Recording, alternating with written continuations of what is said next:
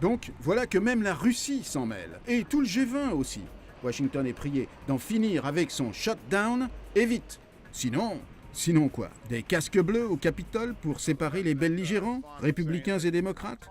Pourquoi pas après tout, puisque quand l'Amérique tousse, c'est le monde entier qui s'enrhume. L'adage est connu, quand vous devez 10 000 dollars à une banque, la banque vous tient. Mais si vous devez à cette même banque 16 700 milliards de dollars, c'est vous qui tenez la banque et qui pouvez la faire sauter.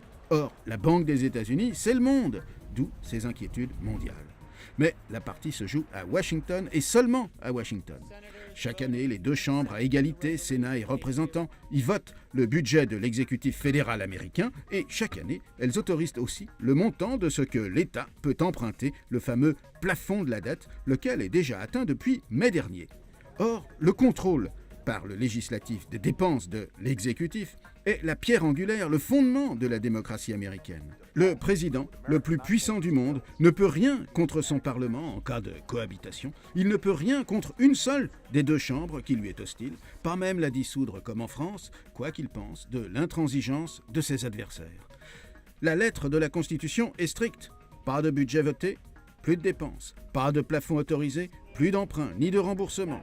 D'où la panique dans le monde et les suppliques mondiales pour que ça cesse. Mais une nouvelle guerre de sécession n'est pas encore à l'horizon. Bras de fer et compromis à venir. Un vote contre moins de dépenses dans le respect de la Constitution. Ce sont les joies et les peines de la démocratie.